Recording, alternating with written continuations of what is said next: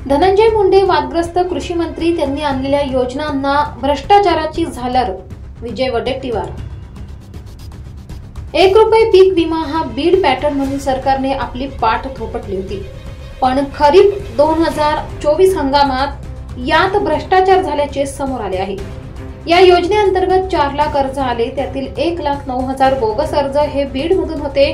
आता शेतकऱ्यांना शिक्षा देऊ नका, ज्यांनी हे केले, पैसे खाल्ले, त्यांच्यावर कारवाई झाली पाहिजे. कृषी मंत्री मुंडे यांनी घेतलेल्या निर्णयावर गेल्या काही दिवसात प्रश्नचिन्ह उपस्थित होत आहे. या निर्णयाची समिती नेमून छाननी झाली पाहिजे.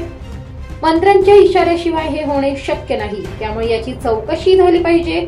याची शिक्षा शेतकऱ्यांना होता कामा नये, असे विजय वडेट्टीवार म्हणाले.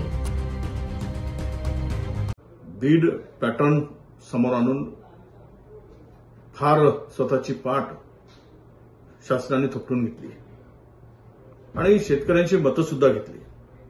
हा बीड पॅटर्न 1 रुपयात विमा काढून देण्याचा आला कुठून? त्याचं उगमस्थान काय? त्याचं उगमस्थान भ्रष्टाचारातून आहे. भ्रष्टाचाराची प्लॅनिंग करून या बीड पॅटर्नचा उगमस्थान झाला, असा आमचा स्पष्ट आरोप आहे. खरीप 2024च्या हंगामामध्ये जे 4 लाख बोगस अर्ज या पीक विम्यासंदर्भात प्राप्त झाले, त्यातील 1,09,000 अर्ज केवळ एका बीड जिल्ह्यातील आहे.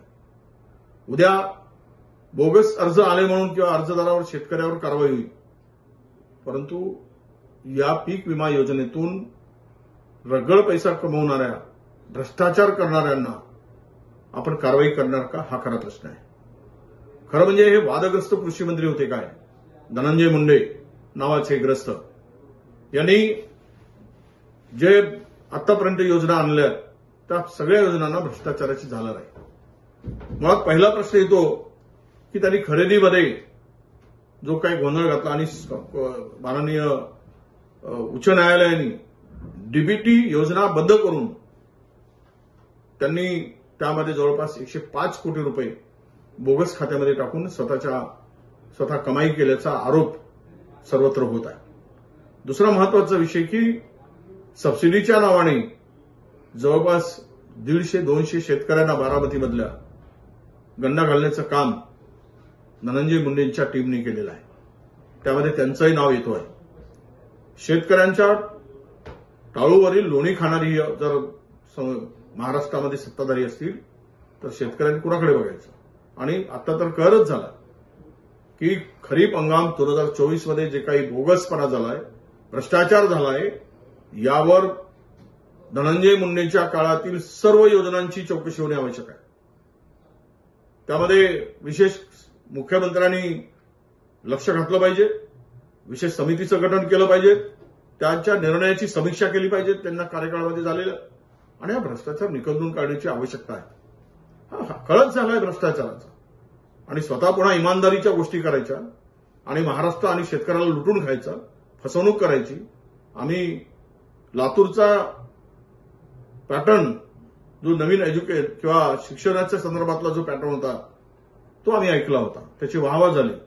पण हा बीडमधला पॅटर्न मात्र पीक विम्याचा हा भ्रष्टाचारातून निर्माण झालेला पॅटर्न आहे आणि केवळ भ्रष्टाचार करवण्यासाठी हे केल्या गेलं आहे, असा आमचा स्पष्टपणे आरोप आहे.